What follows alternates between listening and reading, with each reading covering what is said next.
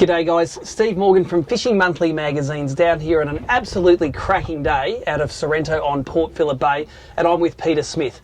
Peter's the owner of this fantastic Whittley. It's an SL22, and Peter, this is the first Whittley you've owned, but it's a great opportunity to come out and maybe go through the boat and see why a Whittley owner does what they do on this boat. So give me a little bit of a history.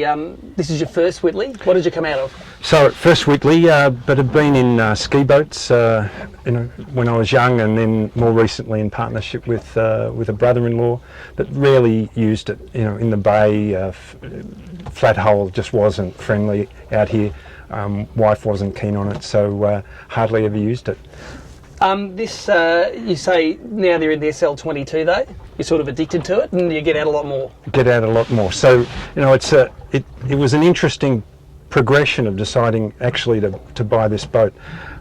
Caroline was keen on a boat that wasn't just a fishing machine. She wanted a bit of comfort, the ability for us to sleep up front.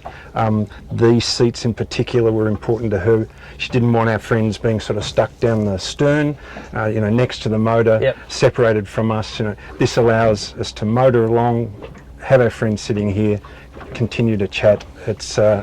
These seats were a major part of the decision to buy the SL22. Yeah, it's a very social boat, isn't it? You can fit two in the back corners, two here, put out the little table, and all of a sudden it is a social boat that you can get the missus across the line. And we all know that you've got to get the wife across the line if you want to get yourself a nice boat, because she has to tick off on the purchase. Well, it actually meant that the sort of family investment in the boat increased, because Caroline was saying, well, these are the things that I want, and I had not necessarily a completely separate list, but it was different. So we just decided, well, let's not compromise on either list. Let's get something that matches 100%. That does it all. Look, I notice it's a beautiful boat. It's got an inboard, it's got the Volvo, and it's a 240 horsepower, whereas a 200 is probably normal for this boat. Why the larger engine? So I've not had a lot to do with marine engines, but I've had a lot to do with tractors, and it was always an issue of regretting buying something that was just strong enough, rather than maybe one step over what I probably needed, just to be able to run that engine on an ongoing basis at lower revs, to get that longevity and that sense of knowing that you'd always have some power in reserve, but mostly running the engine at reasonable revs and getting good performance. So it's a petrol motor, it's a V6, it's water cooled. What's the economy like on this fella? Like, you obviously don't drive it at full speed the whole time. It's acceptable economy? Around I don't have anything to compare it with in the 22 foot. I haven't owned a boat like this, but I've found it surprisingly economic around the sort of 2,500 rev mark. We can happily go 20, 25 knots. It's very comfortable at that level. Open it up to 5,500 revs, and it's drinking the fuel faster than you can fill it. Yeah. But we're not the sort of buyer that wants to go 45 miles an hour all day, every day. And there's a lot of prop on this boat. It's got the duo prop set up, the counter-rotating props.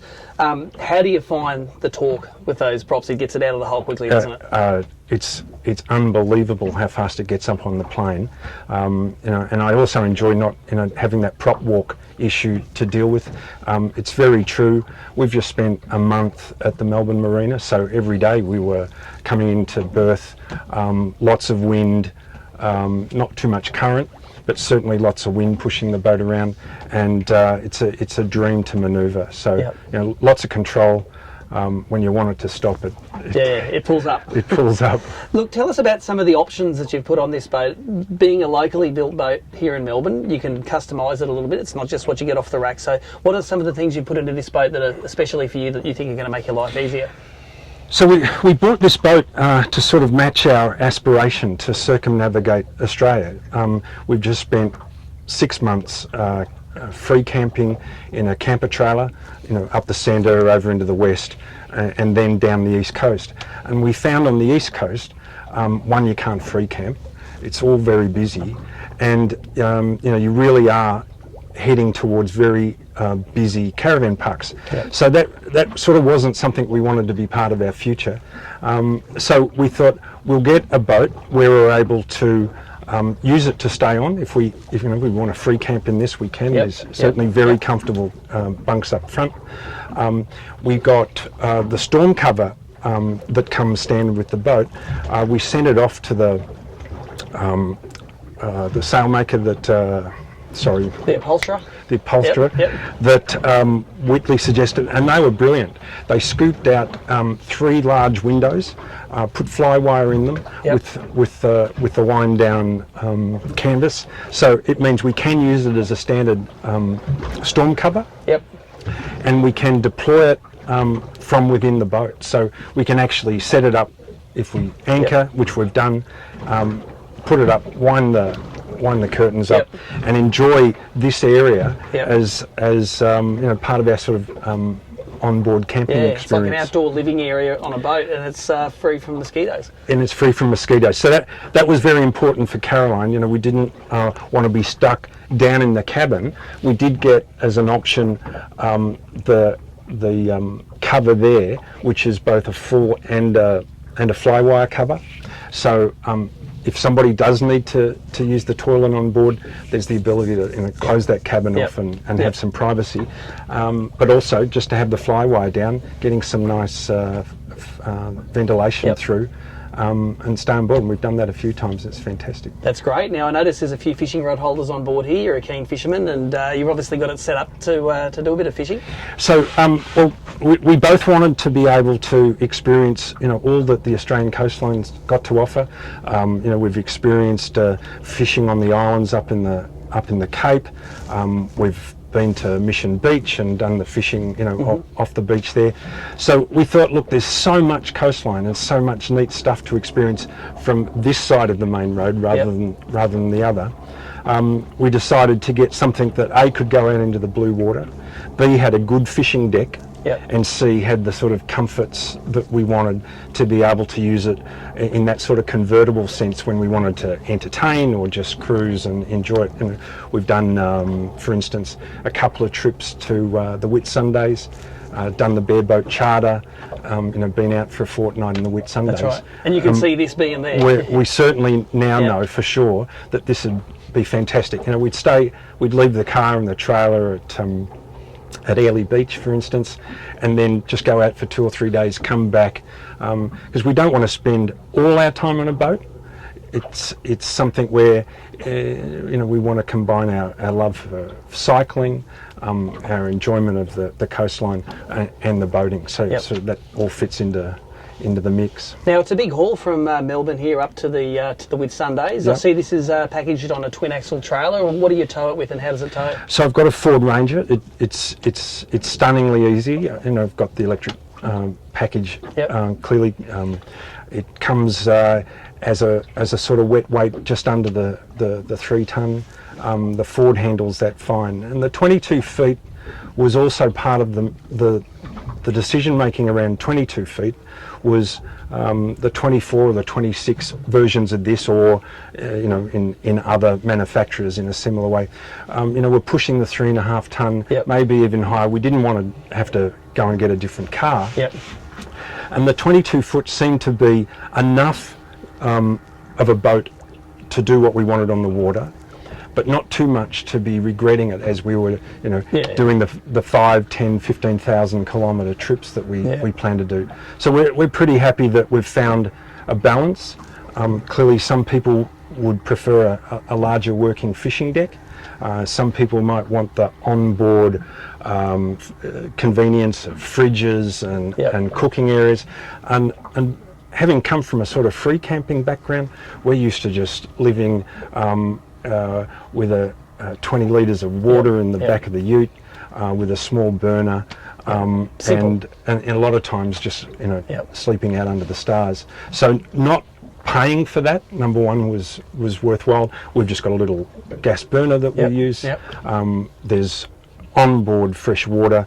We've clearly got onboard fresh water in the ute. We've got a hot shower at the back of the ute. This has got a hot shower in it for the days we're out. So there's enough to get the ticks from Caroline, and certainly enough fishing area for me. Well, it sounds like a great compromise, and it sounds like you're definitely going to be living the life that most of the guys watching this video are going to be wanting to live. So, look, I think it's a great looking boat. Tell us from a customer's point of view, what does it cost you to drive away in one of these things? So we did invest in the larger motor. The drive away price was just on the 100,000. It was 99,999 because I didn't want to pay the 6 digits. But we think that was clearly, we wouldn't have bought it if we didn't think the price was competitive. But we thought it was spot on in terms of features and benefits for the dollar. Sure, I started off with a sort of mental budget of about 50,000. When we added Caroline's requirements, instead of some half cab, the full cab, all those things, moved it into the sort of 90 to 110 bracket as we saw it in the market. I'm not sure I would have paid a significant amount more to buy a locally produced product, but it really was a sweet extra tick to buy something manufactured in Australia. In Melbourne, family business. I've run my own business and appreciate what it takes to stay in business and produce good quality. But aside from that, we thought the finish was better than anything else we saw, and to be able to actually talk to the boat builders, Steve and Neville, to be able to actually talk to them, hear their perspective on our needs, and we also had the benefit. There's a Whittley club, membership club. We haven't yet joined that. It's predominantly a cruising club, but really nice people. They invited us out on their boats. We got the lowdown on their perspective about stern drives versus outboards. I'd always owned outboards, knew nothing about stern drives, and would never go back. Well, that's interesting, because most boats on the water have the outboards. A lot of people have a bit of trepidation going towards the to maybe driving and owning a stern driver, but the way the Whitley's got this set out, it's a very compact layout. It's very fuel efficient at cruising speeds, and driving it. Just give us some of your insights for driving it with the tabs. It's easy to level it out. Yeah, so the tabs came standard, and I thought, okay, I'm not sure I'll ever need those. But they're built into the hull, aren't they? They're built into the hull. They're really, from a looks point of view, from an amenity in terms of the stern, they don't get in the way of their fishing at all. But as soon as we get up on the plane, whether it be tide or wind influence, the boat just has an inclination to tip to one side or the other, and just a short squirt on the trim tab brings it up straight, and that just leaves you much more, for me, much more confident and comfortable to be pushing the accelerator that little bit harder. And then with the stern drive trim, it's really nice to particularly in a trailing breeze, trailing wave set, to be able to just pick the bow up a little with the trim, surf down it, and surf down it. So I'm still learning the combinations, still learning sort of the fuel efficiency issues. But in sort of day one, I was feeling very confident with the combination of trim. That's awesome. Well, let's get this rig out, give it a drive, and see how it goes on the water.